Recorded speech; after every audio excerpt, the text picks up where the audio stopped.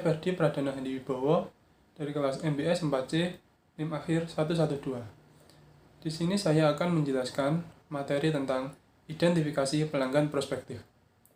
Kebutuhan pelanggan ditinjau dari segi kualitas produk barang dan jasa.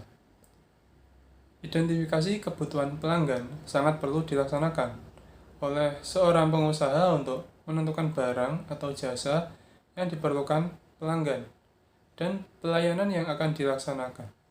Dalam mengidentifikasi, dibutuhkan informasi mengenai kualitas produk barang yang akan digunakan. Sedangkan dalam membeli barang, para pelanggan tentunya memperhatikan suatu kualitas atau kecocokan penggunaan. Kebutuhan pelanggan dapat diidentifikasi salah satunya dengan menggunakan analisis SWOT. Analisis SWOT adalah analisis dengan meneliti kekuatan, kelemahan, peluang, dan ancaman usaha. Dari penjelasan tersebut, analisis SWOT dapat dijabarkan menjadi yang pertama, strength atau kekuatan. Karakter yang menambahkan nilai kepada suatu dan membuatnya lebih unggul dibandingkan kompetitor. Kekuatan yang positif, bermanfaat, dan kreatif. Di level organisasi, sumber daya dan kemampuan yang organisasi miliki sebagai kelebihan dibandingkan kompetitor terlihat dari hasil analisis lingkungan internal. Yang kedua yaitu weakness atau kelemahan. Weakness berarti tidak memiliki kompetensi yang dibutuhkan untuk melakukan sesuatu. Karakter negatif ini terjadi pada level organisasi ketika keadaan dan kapasitas kemampuan organisasi kalah saing dengan kompetitor. Aspek ini bisa berakibat buruk pada performa organisasi dan melemahkan organisasi dalam persaingan. Yang ketiga yaitu opportunity atau peluang. Situasi yang sesuai untuk aktivitas bisnis karena menguntungkan bagi organisasi. Bagi pengelolaan organisasi, peluang adalah waktu tertentu yang datang ke organisasi dan paling tepat digunakan untuk mencapai tujuan, sehingga kompetisi dan kerja keras memberikan peluang besar bagi organisasi. Dan yang terakhir, threat atau ancaman. Kondisi yang mengancam aktivitas organisasi yang dihasilkan dari situasi yang berubah, baik jangka panjang maupun jangka pendek, yang bisa menyebabkan organisasi gagal untuk menjaga eksistensi, kalah saing, atau dampak buruk lainnya. Kemajuan teknologi dapat melahirkan peluang dan ancaman bagi organisasi. Semua tergantung pada sikap dan tindakan yang diambil suatu organisasi. Saya Wandi Nurhadisa di sini akan menjelaskan tentang menyatukan profil pelanggan. Analisis pasar dan seleksi segmen pasar baru menuntut agar suatu usaha baru dapat menggambarkan profil pelanggan yang memperlihatkan sifat yang unik dari pasar sasaran. Profil pelanggan memainkan peranan yang penting dalam pemasaran, karena jika pelaku studi dapat menggambarkan orang-orang yang hendak dipuaskan secara spesifik, maka akan dapat lebih mudah dikembangkan bot pemasaran yang disesuaikan dengan kebutuhan mereka yang khusus, selera dan pola perilaku yang unik dari pasar sasaran. Profil ini bertujuan untuk menggambarkan sifat multidimensi dari orang-orang di pasar, artinya pelanggan yang memiliki keunikan. Jika semua konsumen sama, maka usaha dapat melakukan penyesuaian penawaran untuk memenuhi kebutuhan mereka, dan perbedaan dalam masyarakat menyebabkan mereka sulit diidentifikasi, namun perbedaan mereka merupakan alasan begitu banyak peluang usaha baru. Materi yang ketiga yaitu analisis persaingan. Terdapat poin-poin di dalamnya. Yang pertama yaitu identifikasi pesaing. Identifikasi pesaing meliputi hal-hal sebagai berikut. Yang pertama, jenis produk yang ditawarkan. Yang kedua, melihat besarnya pasar yang dikuasai atau market share. Yang ketiga, identifikasi peluang dan ancaman. Dan yang terakhir, identifikasi keunggulan dan kelemahan. Poin yang kedua yaitu bentuk-bentuk persaingan. Ada 4 jenis bentuk persaingan. Yang pertama, persaingan merek, persaingan industri, persaingan bentuk, dan yang terakhir, persaingan generik. Poin yang ketiga yaitu teknik analisis pesaing. Untuk menganalisis industri dan persaingan, ada 4 cara yang harus dilakukan. Yang pertama, definisikan pasar sasaran atau target market. Yang kedua, identifikasi pesaing langsung. Yang ketiga, ketahui kondisi persaingan. Dan yang keempat, penilaian keunggulan kompetitif. Poin yang keempat yaitu daya tarik persaingan dalam suatu industri. Yang pertama, persaingan dalam industri. Yang kedua, kekuatan tawar-menawar pelaku bisnis yang baru atau new entrants. Yang ketiga, kekuatan tawar-menawar pembeli. Yang keempat, kekuatan tawar pemasok. Dan yang terakhir, kekuatan tawar produk pengganti.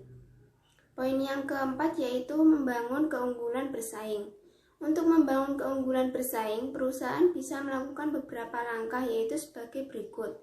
Mencari sumber-sumber keunggulan, misalnya keterampilan yang prima, sumber daya yang berkualitas, dan lain-lain. Yang kedua, mencari keunggulan posisi dibanding pesaing dengan mengefisiensikan biaya produk dan memberikan nilai tambah kepada konsumen. Dan yang ketiga, menghasilkan performa yang prima dengan melihat kepuasan dan loyalitas pelanggan, pangsa pasar, dan juga kemampuan dari produk ataupun jasa yang dihasilkan. Poin yang kelima yaitu analisis kekuatan dan kelemahan pesaing. Analisis SWOT adalah instrumen perencanaan strategis yang klasik dengan menggunakan kerangka kerja kekuatan dan kelemahan, kesempatan eksternal, dan ancaman. Instrumen ini memberikan cara sederhana untuk memperkirakan cara terbaik untuk melaksanakan sebuah strategi. Poin yang keenam yaitu pangsa pasar atau market share. Pangsa pasar atau market share adalah presentasi dari keseluruhan pasar untuk sebuah kategori produk atau jasa yang telah dipilih. Presentasi ini dikuasai satu atau lebih produk atau jasa tertentu yang dikeluarkan oleh sebuah perusahaan dalam kategori yang sama. Saya, Novita Putri Ramdhani, NIM 12405193091. Saya di sini akan menjelaskan tentang analisis pasar. Pentingnya melakukan analisis pasar. Salah satu faktor yang mempengaruhi perlunya dilakukan analisis pasar adalah tingkat frekuensi para konsumen atau para pembeli dalam membeli suatu barang. Hal ini ditandai dengan sering tidaknya konsumen membeli barang dan bergantung pada tingkat konsumsi barang tersebut. Analisis pasar memang sangat penting untuk dilakukan, khususnya bagi para pemasar yang berorientasi pada marketing konsep. Sebuah pemahaman tentang pasar sangat dibutuhkan agar dapat memilih dan menetapkan keputusan-keputusan pemasaran yang efektif atau tepat. Terdapat 5 hal utama yang harus diketahui dalam analisis pasar, yaitu 1. Gambaran struktur produk pasar, yaitu mengidentifikasi kumpulan produk-produk yang dapat disajikan untuk memuaskan kebutuhan mendasar, kemudian menganalisis tingkat kemampuan saling mengganti atau substitusi produk-produk tersebut. Yang kedua, batasan pasar yang relevan, yaitu batasan kelompok pesaing yang dianggap paling relevan yang dapat ditetapkan seperti antar merek atau sesama pemasar yang memenuhi kebutuhan pangsa pasar yang sama. Yang ketiga, analisis permintaan industri, yaitu mempelajari siapa, mengapa, dan bagaimana para konsumen atau pelanggan membeli jenis produk yang dipasarkan. Yang keempat, analisis permintaan terhadap merek, yaitu pemahaman bagaimana para pembeli membuat pilihan antara merek atau penjual pada pasar yang relevan. Yang kelima, identifikasi, yaitu didasarkan pada penelitian perusahaan terhadap peluang-peluang pasar dan potensial pasar. Tujuan dan keuntungan melakukan analisis pasar. Ada beberapa tujuan utama dalam melakukan analisis pasar. Antara lain adalah untuk mengidentifikasi kebutuhan konsumen yang ingin dipenuhi oleh perusahaan dan menetapkan cara merancang serta menentukan tawaran yang dapat memuaskan kebutuhan tersebut. Tujuan analisis pasar secara lebih rinci. Yang pertama, agar lebih mengenal lingkungan pasar. Yang kedua, lebih mengenal tipe-tipe pasar. Yang ketiga, mengetahui karakteristik pasar secara lebih jelas. Yang keempat, siap menghadapi para pesaing. Yang kelima, dapat melaksanakan kebijakan dalam pemasaran. Yang keenam, mampu membuat program dalam bidang pemasaran. Yang ketujuh, dapat lebih mengenal ciri-ciri pasar. Analisis pasar dilakukan dalam rangka menggiatkan penjualan sehingga perusahaan akan mendapatkan keuntungan, yaitu dapat meningkatkan omset penjualan, memperoleh keuntungan yang diharapkan, dan dapat meningkatkan produksinya. Selain itu, produk atau barang-barang yang dipasarkan oleh perusahaan akan menjadi lebih terkenal. Hasil produksi perusahaan akan digemari konsumen, serta perusahaan dapat mempertahankan kelangsungan hidupnya. Beberapa langkah-langkah yang harus Anda ketahui sebelum melakukan analisa pasar agar hasilnya maksimal. Yang pertama, menentukan pasar yang relevan. Dalam melakukan analisa pasar, langkah pertama yang harus Anda lakukan adalah memahami pasarnya terlebih dahulu. Umumnya, terdapat banyak jenis produk yang diminati oleh konsumen untuk memenuhi kebutuhannya. Sebagian besar produk yang ada di pasaran memiliki pilihan alternatif lain. Contohnya saja dalam bidang transportasi. Garuda Indonesia dan Citylink adalah maskapai penerbangan yang bisa menjadi substitusi satu sama lainnya. Sedangkan kereta api adalah menjadi pilihan alternatif bidang transportasi pesawat terbang. Yang kedua, menganalisa permintaan primer. Dari contoh pesawat terbang versus kereta api tersebut, Anda bisa melakukan analisa terhadap konsumen tersebut. Faktor apa yang menjadikan mereka memilih salah satu transportasi tersebut? Yang ketiga, menganalisa permintaan selektif. Dalam hal ini, Anda harus bisa melakukan analisa terhadap konsumen yang loyal terhadap salah satu merek apa yang menjadi dasarnya. Yang keempat, menetapkan segmen pasar. Jika semua data sudah terkumpul, Anda hanya perlu mengelompokkan konsumen kepada segmen-segmen yang sesuai agar produk yang Anda miliki tidak salah sasaran. Yang kelima, menganalisa persaingan. Anda bisa membandingkan tingkat persaingan terhadap produk yang Anda miliki agar nantinya produk Anda tidak kalah bersaing saat berada di pasaran. Cari semua kelebihan dan kelemahan dari produk pesaing. Kemudian, implementasikan kepada produk yang Anda miliki sehingga Anda memiliki produk yang lebih baik daripada pesaing. Yang keenam, identifikasi target potensial. Jika semuanya sudah Anda lakukan, langkah terakhir adalah melakukan identifikasi konsumen yang potensial guna menciptakan konsumen yang puas dan loyal dengan produk yang Anda miliki. Manfaat analisa pasar. Secara umum, manfaat dari analisa pasar adalah untuk memberikan gambaran mengenai target dari pemasaran suatu produk yang dijual. Selanjutnya, perusahaan dapat melakukan pengembangan posisi produk dan strategi marketing untuk setiap produk yang bersangkutan.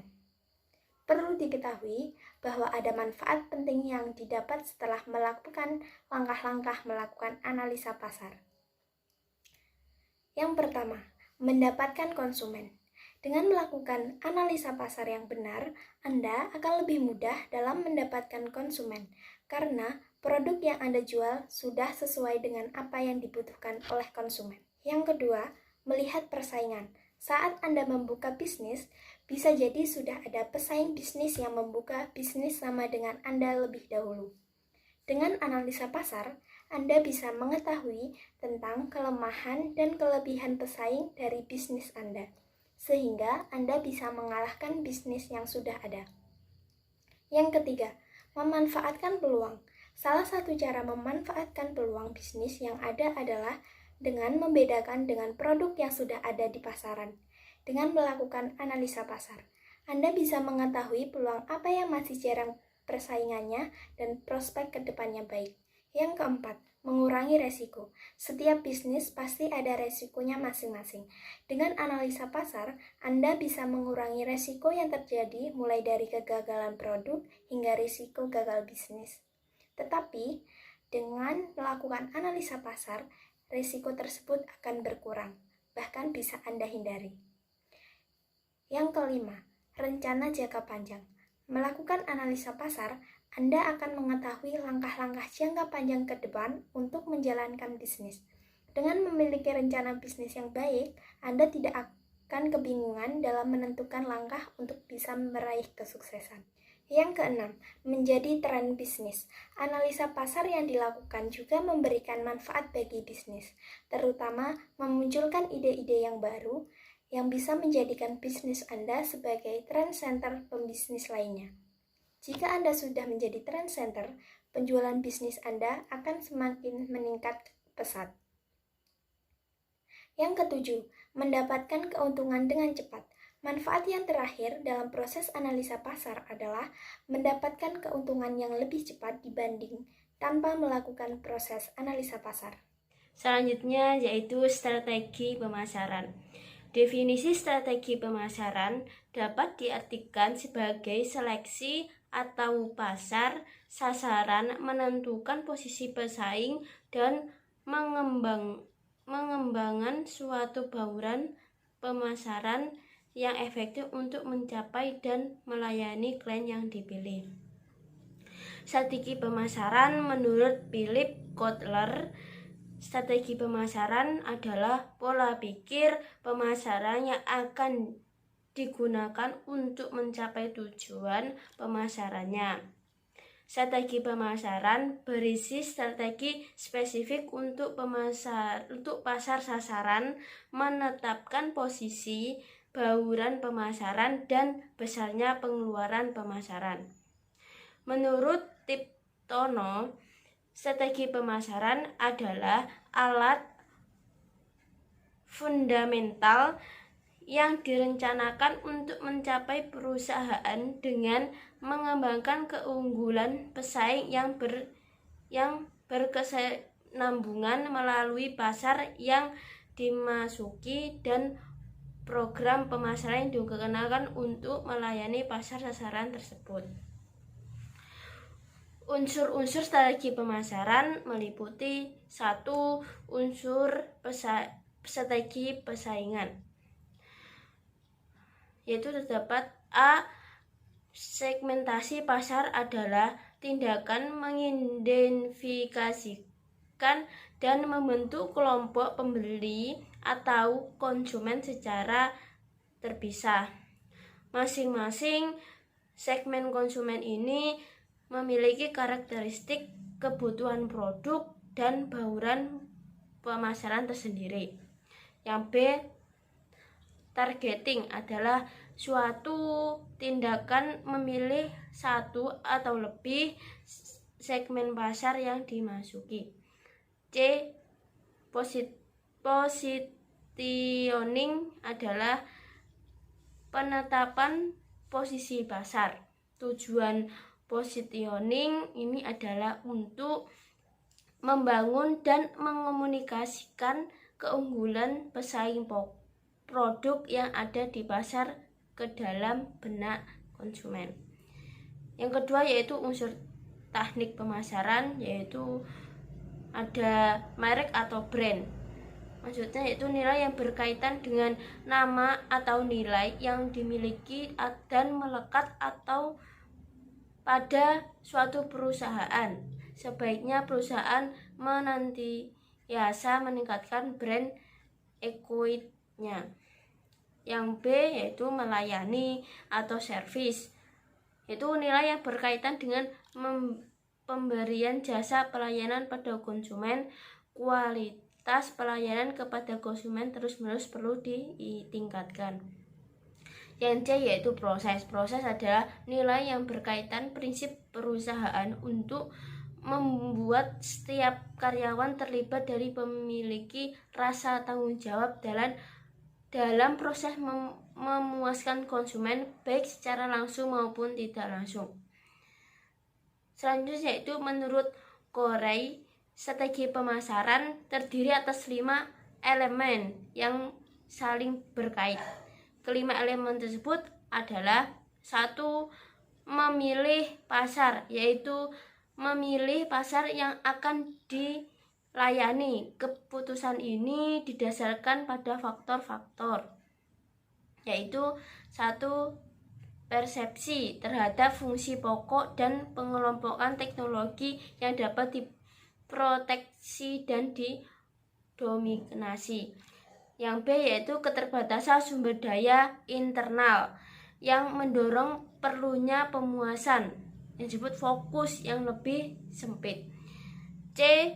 Mengalami kumulatif yang didasarkan pada trial and error di dalam menanggapi peluang dan tantangan.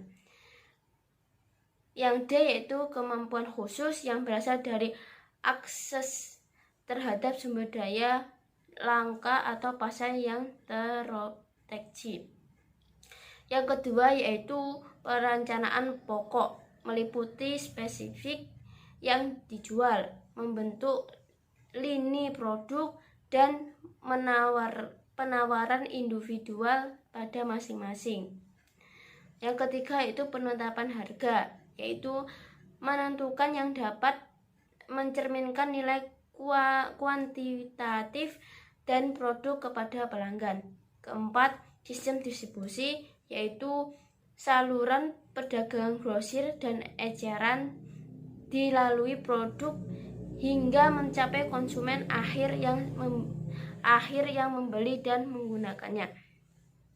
Yang kelima yaitu komunikasi pemasaran atau bisa disebut promosi, yang meliputi periklanan, persona selling, promosi penjualan, dan direct marketing dan public relation. Materi selanjutnya yaitu rencana pemasaran. Rencana pemasaran yaitu kegiatan pemasaran yang dilakukan setiap perusahaan perlu dikoordinasikan dalam diarahkan untuk mencapai tujuan perusahaan umumnya dan tujuan bidang pemasaran khususnya. Alat koordinasi dan pengarahan kegiatan pemasaran tersebut adalah rencana pemasaran. Yang dimaksud dengan pemasaran dalam hal ini adalah kegiatan yang langsung berkaitan dengan mengalirnya